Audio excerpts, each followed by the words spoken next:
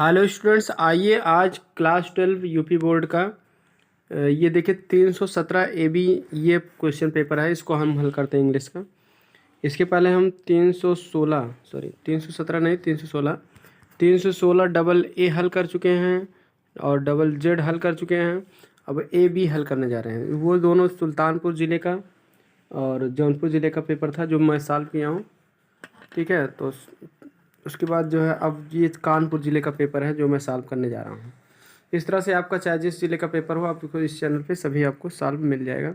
आप ज़रूर कमेंट करके बताइए आपका कौन सा पेपर है और किस पेपर का आपको सलूशन चाहिए। अब चलिए देख लेते हैं। इसको जो है क्लास 12 में जो लोग पेपर देख रहे हैं वो लोग मिला लें कितने क्वेश्चन सही हैं। जो 11 में हो देख लें किस तरह के क्वेश्चन आते हैं ताकि उनको आगे दिक्कत ना हो। और इसके अलावा जो 11th और 12th के अलावा कंपटीशन की तैयारी कर रहे हैं उनके लिए भी ये वीडियो यूजफुल होगी, क्योंकि इंटर का ग्रामर हर जगह काम देगा। SSC हो, चाहे बैंक हो, चाहे रेलवे हो, चाहे टेट, सुपर टेट, TGT, हर जगह इसकी ज़रूरत पड़ती है। तो इसलिए आप इसको ज़रूर देख लीजिए। देखिए 100 नंबर का पूर्णांक है, तो इसमें पहला क्वेश्चन जो है आपका अनसीन पैसेज आया है। तो अनसीन पैसेज भी मैं सॉल्व कर दे रहा हूँ।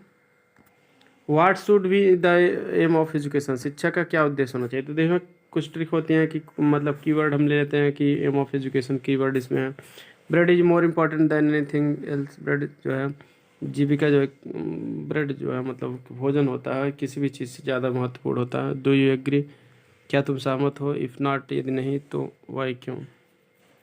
What type of man should be produced by education, शिक्षा के द्वारा किस तरह के व्यक्ति को उत्पादित करना चाहिए, मतलब तैयार करना चाहिए। तो चलिए देख लेते हैं। हम इसको हम पुराना पढ़ के इसको ट्रिक के माध्यम से बता देते हैं। इस तरह से आपको डायरेक्ट आंसर बता दे रहा हूँ, आप इसको पढ़ भी सकते हो। जब आप पहला क्वेश्चन देखेंगे what should be the aim of education, शिक्षा का उद्देश्य क्या होना चाहिए, तो इसका करेक्ट मैं आंसर बता दे रहा हूँ। द एम ऑफ एजुकेशन पहले आप लिख देंगे, उसके बाद शुड बी इधर ले आकर देंगे। शुड बी शिक्षा का उद्देश्य होना चाहिए। अब यहाँ देखिए कि नॉलेज की बात की जा रहा है तो आप कर देंगे इंक्रीजिंग नॉलेज। ठीक है, ज्ञान को बढ़ाना होना चाहिए पहली बात तो। इंक्रीजिंग नॉलेज, इंक्रीजिंग अपने में लिख INCREASING, क्योंकि इंक्रीज की बात किया जा रहा है तो इंक्रीजिंग आप लगा दीजिए। इंक्रीजिंग नॉलेज के बाद आपको क्या करना चाहिए, ज्ञान बढ़ाना चाहिए। और क्या, फिर आगे पढ़ते चले जाएंगे। अर्न लिविंग की है, लिविंग माने होता है जीविका, तो आप कह दीजिए कि अर्निंग लिविंग, ING फॉर्म कर देंगे, जीरंट अर्निंग लिविंग कर देंगे कामा करके। इंक्रीजिंग नॉलेज ज्ञान बढ़ाना, जीविका कमाना, लिविंग में से होता है जीविका। एंड करके एक चीज़ और बता दो, और क्या इसका उद्देश्य बता दें, मेकिंग गुड सिटीजन्स, इतना बता देना बस। और अच्छे नागरिकों को बनाना, यही जो है शिक्षा का उद्देश्य है। तो फिर से बता देना है शिक्षा का उद्देश्य क्या होना चाहिए। तो बता दें कि the aim of education should be increasing knowledge. ठीक है, अर्निंग लिवलीहुड का दो, या लिविंग में सीव क्या, लिवलीहुड से answer. And making good citizens, ये आपका पहले का आंसर है। और जो लोग इस तरह से लिखे हैं 100% उनका सही है, 3 के 3 नंबर पाएंगे, एक भी कटेगा नहीं। अगर जो इस तरह से नहीं लिखे हैं, आप अपने मन से थोड़ा सा ये केवल लाइन मैच करके थोड़ा इधर उधर से भी लिखे हैं तो वो 2 नंबर पा जाएंगे। अगला है bread is more important than anything else, bread किसी अन्य चीज़ से अधिक महत्वपूर्ण है। डू यू एग्री, क्या तुम सहमत हो। इफ़ नॉट वाई, यदि नहीं हो तो क्यों।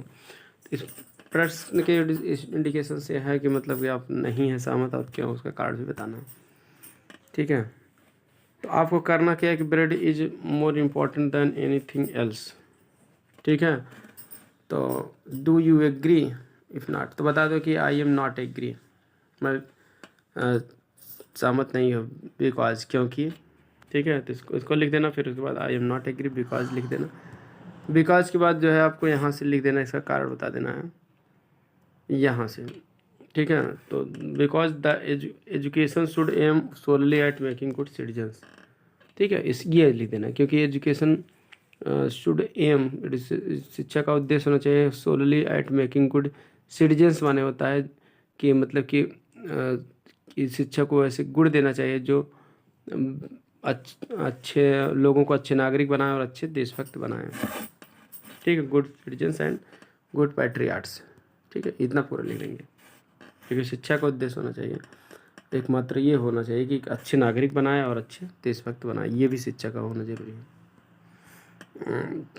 इसीलिए केवल ब्रेड ही इम्पोर्टेंट नहीं है।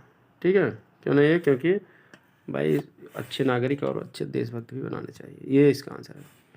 What type of man should be produced by education, शिक्षा के द्वारा किस तरह के व्यक्तियों को प्रोड्यूस करना चाहिए। आप बता दें किस प्रकार के व्यक्तियों को शिक्षा को प्रोड्यूस करना चाहिए, उत्पन्न करना चाहिए। तो देखिए यहाँ दिया गया ना, इट शुड प्रोड्यूस, इट मतलब शिक्षा को प्रोड्यूस करना चाहिए मैन, माने ऐसे व्यक्ति को who love their own country, जो अपने देश से प्रेम करे, and but who do not want to harm other country, लेकिन जो दूसरों को नुकसान न पहुँचाए। तो ऐसे कह देना कि हाँ द मेन, ठीक है, पहले लिख देना the man who love their own country but who do not want to harm others countries, उतना लिखने के बाद कंट्री के बाद should be produced by education, बस इतना कह देना चाहिए। ठीक है, शिक्षा के द्वारा उत्पन्न किया जाना चाहिए। द मेन, ऐसे मेन से लेके पूरा लास्ट तक लिख देना, उसके बाद शुड से जोड़ देना है। ठीक है, यहाँ काम भी लगा देंगे थोड़ा सा रुक के, should be produced by education हो जाएगा। चलिए आगे देखते हैं। अगला देखिए है इंडिपेंडेंस का मतलब पूछा है, तो इंडिपेंडेंस का मतलब आप पैसेज में पढ़ेंगे तो आपको इंडिपेंडेंस का मतलब मिल ही जा रहा है, फ्रीडम, FREEDOM पेपर में दिया गया है, आप वहाँ से देख लीजिए। और एम का मतलब पैसेज में मतलब बताना है कि पैसेज में क्या है, इसका सही आंसर, तो पर्पज भी दिया है, इसको भी आप किताब पेपर में आपको दिया है। और what write the noun of the word believe, believe का नाउन बताओ, बिलीव माने विश्वास करना, नाउन इसका हो जाएगा भी, ये हटा के हम एफ कर देंगे तो आपका नाउन हो जाएगा। आई होप ये भी समझ में आ गया होगा। ठीक है, ये बिलीफ वाला अपने हिसाब से बनाना था, ये भी ये हटा के एफ, और बाकी एम का पर्पज़, इंडिपेंडेंस का फ्रीडम किताब में दिया पेपर में, वहाँ से आपको लिखना था। देखिए यहाँ मैं दिखा भी दे रहा हूँ, देखिए फ्रीडम दिया है, इंडिपेंडेंस का फ्रीडम यहाँ दिया है, और पर्पज़ यहाँ दिया है, पर्पज, तो पर्पज़ जो है ये एम का दिया है। ठीक, अब सेक्शन बी पे आ जाते हैं। सेक्शन बी आपका जो है आर्टिकल लिखना है किसी एक टॉपिक पर, 100 से 150 वर्ड में निबंध लिखना है। The book hitch you like most, वह किताब जिसे तुम ज़्यादा पसंद करते हो, तो इसके ऊपर लिखना है। तो आप कक्षा 10 में भी ये था, रामचरितमानस के बारे में बताया गया था, ज़्यादा पसंद करता हूँ। आप अपनी दूसरी किताब भी बता सकते हो।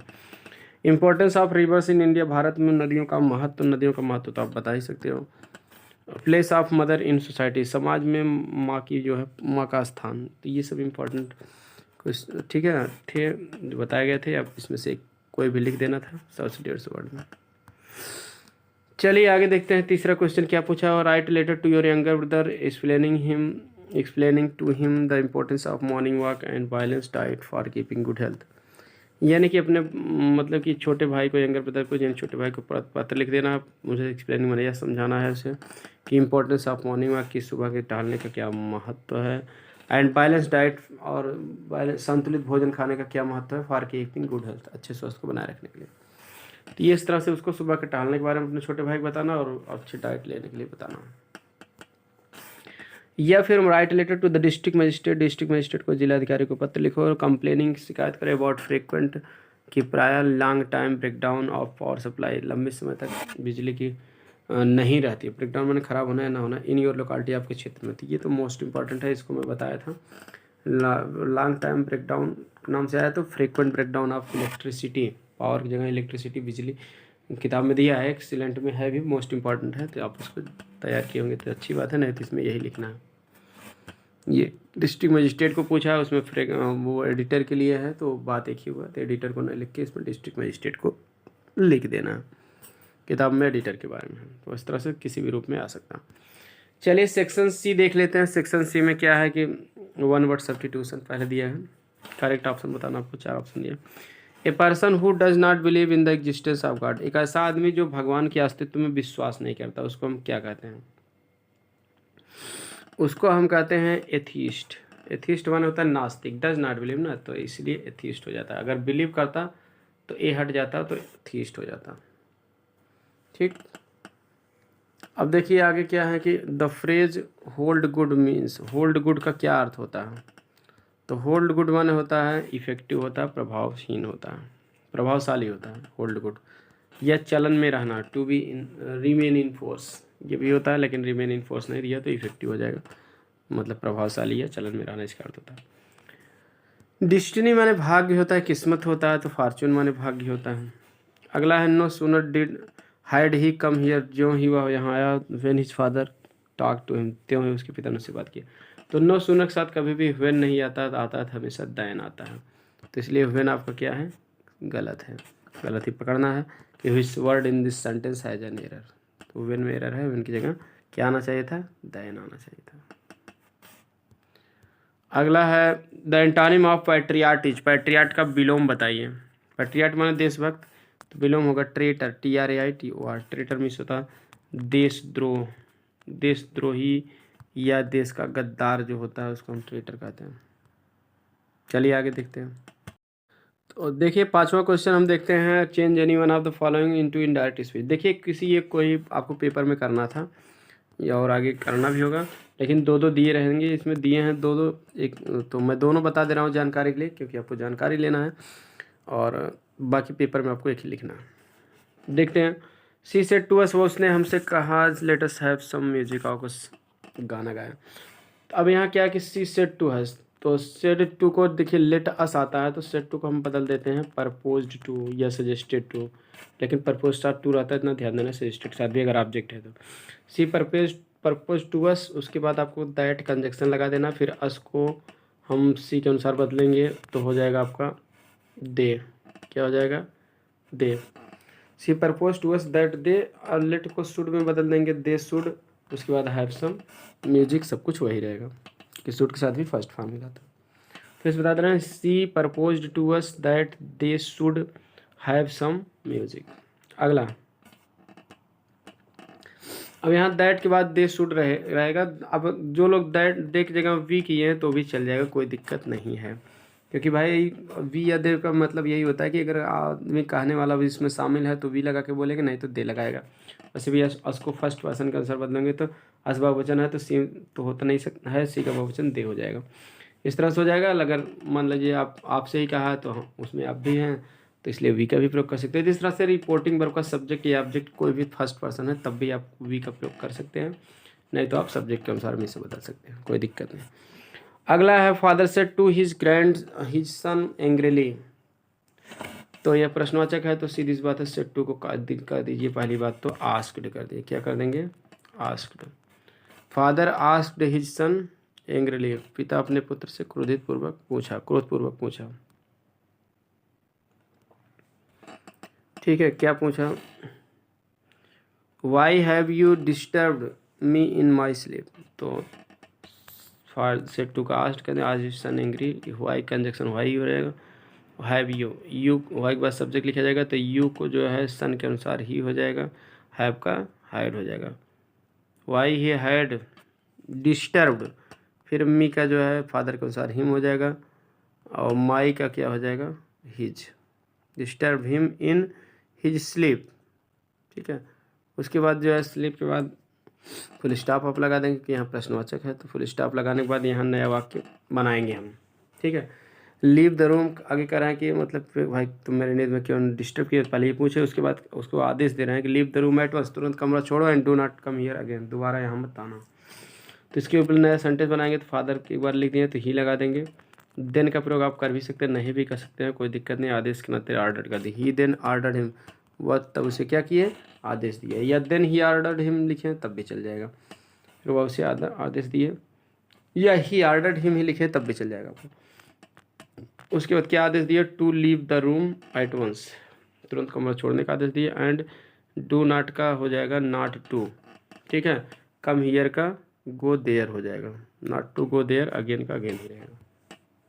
फिर से बता दे रहा हूँ, father asked his son angrily why he had disturb me का हिम हो जाएगा, फिर माई का his, in disturb him in his sleep, full stop करके उसके बाद अगला वाक्य है कि ही देन ऑर्डर्ड हिम, ठीक है, to leave the room at once, and do not का नॉट टू कम हियर का गो देयर अगेन।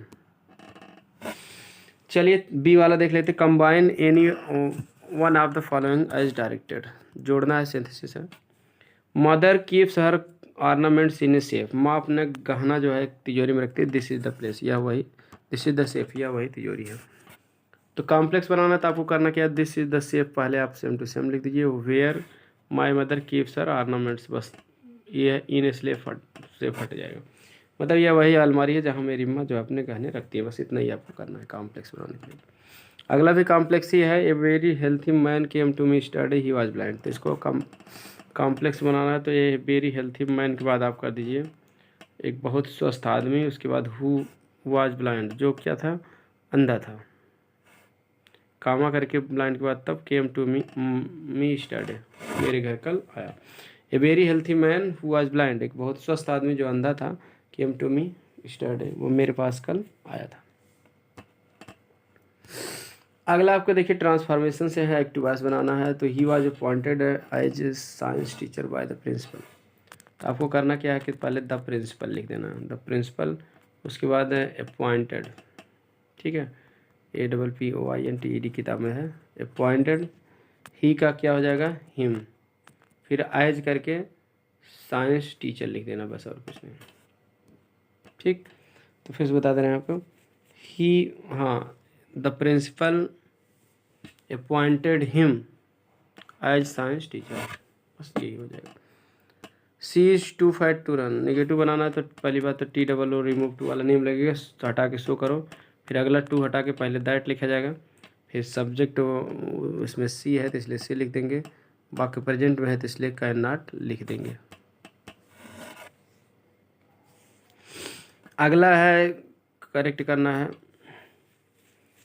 हाँ, उसके बाद देखिए she is too fat to run, she is so fat कर देना, she is so fat that she can not run, ठीक है, वह इतना मोटी है कि वह दौड़ नहीं सकती। अगला करेक्ट करना है, he treated me as if I was a king, वह मेरे साथ ऐसा ट्रीटेड, मैंने बर्ताव की, ये व्यवहार की मानो मैं क्या था, एक राजकुमार हूँ, एज इफ मैंने मानो या जैसे कि।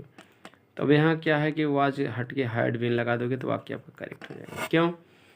क्योंकि बात ये है कि ग्रामर का रूल है एज इफ के पहले वाला वाक्य अगर प्रेजेंट टेंस में है तो यहाँ आपको वाज भी तब भी नहीं लगाना था, वर लगाना था तब। अगर पास्ट में है तो उसमें क्या करोगे, पास्ट के नाते जो है आपको, ठीक, कहाँ पहुँच गए, हाँ, पास्ट के नाते आपको हैड बीन ही लिखना पड़ेगा, ठीक। ये ग्रामर का रूल है कि एज इफ के पहले प्रेजेंट है तो यहाँ वर लगेगा, ठीक है। अगर इधर पास्ट है तो वर भी नहीं लगेगा, यहाँ क्या लगेगा, हैड बीन लगेगा, यानी हैड के साथ थर्ड फॉर्म, अलग से कोई वर्ब है नहीं तो वाज बी से ही बना तो इसलिए बीन हो जाएगा थर्ड फॉर्म वाज का। He treated me as if I had been a king, वह मेरे साथ ऐसा व्यवहार किया मानो मैं क्या था, राजकुमार था, राजा हूँ। अगला, India is confident to beating, to नहीं रहेगा, कॉन्फिडेंट के साथ हमेशा फिक्स प्रीपोजिशन ऑफ लगता है, of beating Pakistan in cricket, Bharat cricket में पाकिस्तान को हराने का विश्वास रख रहा है, इसका अर्थ है कॉन्फिडेंट ऑफ, किस चीज़ का कॉन्फिडेंस होना, विश्वास। अगला है use following pairs of words in your own sentence to make their meaning clear. यहाँ दो जो एक में दो दिया है, मतलब पूरा जोड़ी दिया है, तो कुछ जो भी एक आता है आप चाहे कैनवास, दोनों कैनवास के ऊपर लिख दिए या कैरियर के ऊपर लिख दिए। तो चलिए मैं आप तो को आंसर बता देना है कि इसका अर्थ क्या है ताकि आप कर लें। देखिए पहला जो कैनवास डबल एस है तो डबल एस वाला जान लीजिए वोट मांगना, जैसे कन्वर्सिंग करते नहीं, कन्वर्सिंग कर रहे हैं वोट मांगना। और दूसरा कैनवास माने होता है, कैनवास माने किरमिच का कपड़ा, ठीक है, किरमिच या एक प्रकार का कपड़ा। तो इस तरह से हो जाएगा। अब यहाँ सेंटेंस भी मैं बता दे रहा हूँ, कैनवास को परसेंटेज बना लेना। He is conversing for the BJP, या भारतीय जनता पार्टी, वह भारतीय जनता पार्टी के लिए कन्वर्सिंग कर रहा है, या फॉर द कांग्रेस कह सकते हो, कांग्रेस के लिए कर रहा है, for the ESP Samajwadi party के लिए कर रहा है, कुछ भी कर सकते हो। और देखिए करियर माने देखिए व्यवसायिक जीवन होता है, यू शुड मेन, ठीक है, you should work hard to make your career, तुम्हें अपना व्यवसायिक जीवन बनाने के लिए क्या कठिन परिश्रम करना चाहिए। तो कैरियर माने वाहन भी होता है, ढोने वाला भी होता है, और इसी कैरियर माने जो है आपकी साइकिल का भी कैरियर होता है, ठीक। तो माल ढोने वाला या साइकिल का कैरियर, तो इसके ऊपर सेंटेंस बना देंगे व्यवसायिक जीवन के बारे में। आप कह देंगे कि we should study deeply for a good career, हमें एक अच्छे करियर के लिए अच्छे से पढ़ना चाहिए। We should study deeply for a good career. दूसरा करियर ढोने वाला या करियर जो साइकिल में करियर लगता है उसको भी कह सकते हो, ठीक है। अब इसके परसेंटेज बना सकते हैं तो वो भी ढोने वाला ही रहता है। तो IER करियर माने ले जाना है ढोना, तो करियर उससे बना ढोने वाला। तो इसके ऊपर परसेंटेज आप बना देंगे। We use a carrier in our bicycle to carry our luggage. हम अपने सामान को ले जाने के लिए साइकिल में कैरियर का इस्तेमाल करते हैं। चलिए अब छठवां देख लेते हैं, ट्रांसलेशन देख लेते हैं फटाफट। ट्रांसलेशन क्या होगा? अब देखिए, समय मनुष्य का सबसे बड़ा शत्रु है। तो समय मनुष्य का सबसे बड़ा शत्रु है, इसको अंग्रेजी में कैसे कहेंगे? तो देखिए मैं फटाफट बता दे रहा हूँ सबका पूरा, ठीक है, आप समझ लीजिए, दिक्कत है तो लिख भी लीजिए। तो time is the biggest enemy of man. समय मनुष्य का सबसे बड़ा शत्रु है। Time is the biggest enemy of man. दूसरा वाक्य है कि इसका पालन न करने वाला मनुष्य कभी सफल नहीं होता। इसकी अंग्रेजी होगी a person who does not follow this, ठीक है। एक ऐसा व्यक्ति, इसको क्योंकि ऐसे भी एक ऐसा व्यक्ति जो इसको पालन नहीं करता है, ठीक है, विल नेवर बी सक्सेसफुल, वह कभी सफल नहीं होता या सफल नहीं होगा। बात एक ही होगा, ठीक है। इसका पालन न करने वाला मनुष्य कभी सफल नहीं होता। इसकी अंग्रेजी होगी a person who does not follow this will never be successful. अगला है बीता समय कभी लौट कर नहीं आता। तो बीता समय मतलब past time never comes back, कभी लौट कर नहीं आता, नेवर कम्स बैक। कहा जाता है कि इट इज़ सेड दैट, नदी की लहर और समय की गति किसी की प्रतीक्षा नहीं करती हैं। The river and the speed of time wait for none, wait for none, wait for none अगर जो लिखे हैं does not wait for anyone तब भी चल जाएगा, ठीक है। तो नन माने कोई नहीं, तो इन लिखने की जरूरत नहीं पड़ेगी, ठीक है। तो फिर से बता दे रहे हैं, इट इज सेड दैट, ऐसा कहा जाता है कि हाँ, नदी की लहर the waves of river and और समय की गति and the speed of time और समय की गति किसी की प्रतीक्षा नहीं करती, ठीक है। Wait for no one, wait माने प्रतीक्षा करती, फॉर नो वन माने किसी व्यक्ति नहीं।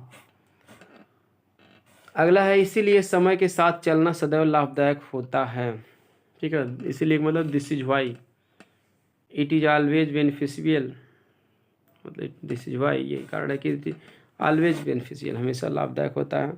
टू मूव विथ टाइम, समय के साथ मूव में चलना। फिर से बता दे रहे हैं इस पूरे का लाइन का अर्थ। कहा जाता है कि नदी की लहर और समय की गति किसी के प्रतीक्षा नहीं करती, इसीलिए समय के साथ चलना सदैव लाभदायक होता है। This is why it is always beneficial to move with time.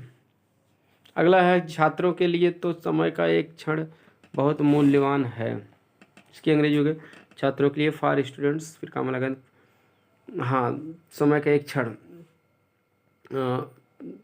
बहुत मूल्यवान है। तो क्या बता दें कि for students every single moment of time, every single moment of time, प्रत्येक एक क्षण जो है समय का, ठीक है, इज़ वेरी वैल्यूएबल, बहुत क्या है, मूल्यवान है, ठीक। उसके बाद अगला है उन्हें समयबद्ध ढंग से अपनी दिनचर्या बनानी चाहिए, ठीक।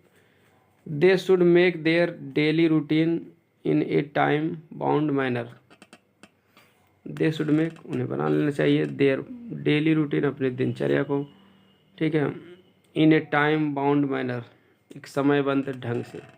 समयबद्ध ढंग से का मतलब होता है इन ए टाइम बाउंड मैनर, बस ये चीज़ हो जाएगी। फिर से मैं बता दे रहा हूँ इसको पूरा, उन्हें समयबद्ध ढंग से अपनी दिनचर्या बनानी चाहिए। तो हो जाएगा they should make their daily routine in A time bound manner. समय का पालन करने वाला व्यक्ति जीवन में कभी असफल नहीं होता है, ठीक है। A person who follows time, समय का अनुसरण करने वाला मतलब एक ऐसा व्यक्ति जो समय अनुसरण करता है, हाँ, वो follows time, never falls in life, never falls in life, कभी जीवन में कभी गिरता नहीं, असफल नहीं होता। इसकी अंग्रेजी होगी समय का पालन करने वाला व्यक्ति जीवन में कभी असफल नहीं होता। इसकी अंग्रेजी ठीक है, a person who follows time never falls in life, जीवन में कभी असफल नहीं होता। आई होप समझ में आ गया होगा। चलिए सेक्शन डी लिटरेचर पोर्शन भी देख लेते हैं कौन कौन सा क्वेश्चन आया।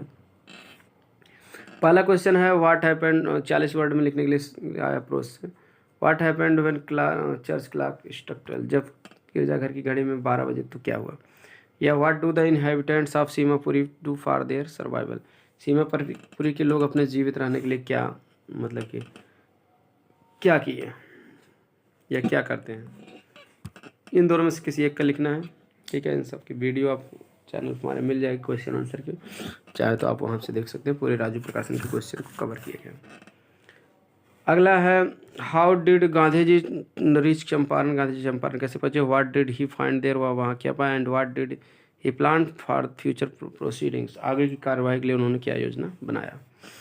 तो इसमें आपको ये भी लिखना है, या फिर आपको दिया है कि what thoughts were floating in the mind of Sophie while returning towards home from the meeting place, what did she feel on the way। ये कह रहे हैं कि what thoughts were floating in the mind of Sophie, Sophie के दिमाग में क्या मतलब विचार जो है फ्लोटिंग में तैरना मतलब चल रहा था। वाइल रिटर्निंग टुवर्ड्स होम, घर लौटते समय, फ्रॉम द मीटिंग प्लेस, मिलने के स्थान से, यह सभा के स्थान से। What did she feel on the way, रास्ते में उसने क्या महसूस किया। तो इसको लिखो, या फिर आगे क्वेश्चन और दिया उसको भी लिख सकते हो। चलिए 8वां क्वेश्चन देख लेते हैं। How was the civil disobedience one first time in India. SC word में लॉन्ग क्वेश्चन आया है, ये सप्लीमेंट्री से, ये सॉरी सप्लीमेंट्री से नहीं, प्रोज से है। करें कि सबने अवज्ञा आंदोलन पहली बार कैसे जो है भारत में जीत प्राप्त किया। Describe the struggle done by Gandhi ji and others, Gandhi ji और अन्य के द्वारा संघर्षों का वर्णन करो, किए गए संघर्षों का वर्णन करो, इसको लिखो। या फिर what handicap stayed with Douglas for a long time, Douglas के साथ क्या लंबे समय तक क्या बाधा बनी रही है। What did he do to resolve it from the life, वह इसे जीवन से हल करने के लिए क्या सोचते हैं या क्या करते हैं। इन दोनों में से किसी एक के बारे में ही आपको लिख देना है, ठीक है। अगला था देखिए आपके पोट्री से आया है, I looked again at when fail at, ये माय मदर एट 66 से आया है। इसमें से देखिए क्वेश्चन पूछा गया है, हाउ आज the poets mother compare, poet की माँ की तुलना किससे किया गया है, ठीक है। यहाँ देखिए विंटर मून से किया गया। What did the poetries feel, poetry क्या महसूस करते हैं, कवित्री क्या महसूस करती हैं। तो जो भी महसूस करती हैं तो उसको आप लिखोगे। और what did the poetries do at the time of farewell के साथ पोएट्री ने क्या कहा था कि मतलब कि मैं आपसे शीघ्र ही मिलेंगे अम्मा, सी यू सून मतलब ये सब मतलब जो भी है क्वेश्चन इसमें से आप खोज के देना है। इसकी वीडियो भी चैनल पे अपलोड है, चाहे तो आप सारे स्टैंजा को पढ़ सकते हैं, ऑल स्टैंजा बेस्ड क्वेश्चन किसी भी पार्ट का। 10वां क्वेश्चन में सॉरी इसके बाद जो है आपका हो गया 10वां क्वेश्चन में देखिए 3 सेंट्रल आइडिया में से कोई एक करना था, ये भी चैनल पे है अपलोड है, वहाँ से भी देख सकते हो। हुआ अब यहाँ 40 वर्ड में देखिए सप्लीमेंट्री से आ गया। हुआ आज विजार्ड, जादूगर कौन था। What was his role in the story, कहानी में उसकी क्या भूमिका थी। या फिर what was the role of astrologer in the story, ज्योतिषी का कहानी में क्या भूमिका थी। The tiger king, tiger king कहानी में ज्योतिषी की क्या भूमिका थी, टाइगर किंग के पार्ट के नाम से जो कहानी है। इन दोनों में से किसी एक को ही करना है। या फिर आप हुआ द पेल फेस वुमन, पीले चेहरे वाली औरत कौन थी। व्हाट वाज सी डूइंग, वह क्या कर रही थी। या फिर why was the small bell, क्यों छोटी घंटी ट्रैप्ड मतलब प्रतिबिंबित हुई या बज गई, क्यों छोटी घंटी बजी। And what did they do then, तब उन्होंने क्या कहा। इन दोनों में से क्यों ये करना है। तो ये दोनों शार्ट हैं तो दोनों में ऑप्शन है, एक एक करना। 12वां देख लेते हैं, लॉन्ग क्वेश्चन आया है, ये सप्लीमेंट्री से ही लॉन्ग क्वेश्चन आया है, इसको देख लेते हैं। Describe the third level as per Charlie, ठीक है। What did she do to make sure that he was in the 1894, why did he want to buy tickets. Correct. Describe the third level, third level का वर्णन करो as per Charlie, जी Charlie के अनुसार। What did she he do to make sure, वह यह निश्चित करने के लिए क्या किया था कि दैट मीन्स की ही वॉज इन 1894, की 1894 में है। Why did he want to buy tickets, वह टिकट क्यों खरीदना चाहता था, इसको लिखो। या फिर what was the vow of Maharaj, Maharaj की क्या प्रतिज्ञा थी। How did he fulfil it, वह इसे कैसे पूरा किया। And what danger did he face, और उसने क्या सामना किया, किस खतरे का सामना किया। तो इन दोनों में से किसी एक के बारे में लिख देना है, ठीक है, जो भी आपको अच्छे से आ रहा है, ठीक है। तो चैनल पे भी इसकी वीडियो अपलोडेड भी है, तो आई होप समझ में आ गया होगा। आप अपना मिला लीजिए, अगर नहीं है क्लास 12 इस वर्ष तो आप देख लीजिए, और क्योंकि काम ही देगा। इसके बाद आपको अगला सेट मैं सॉल्व कराऊंगा, और इम्पॉर्टेंट जो भी टॉपिक्स हैं मैं उसकी वीडियो आपको चैनल पर मिलती रहेंगे, इसलिए चैनल से जुड़े रहें। आगे कोई कंपटीशन की तैयारी करेंगे तो उसकी भी आपको इस चैनल पर मिल जाएगी। हाँ, इसके पहले के 2 पेपर जो मैं सॉल्व किया हूँ उसका भी मैं डिस्क्रिप्शन में लिंक दे दूँगा, आप उसको भी ज़रूर देख लेना। मिलते हैं नेक्स्ट वीडियो में। Thanks for watching video.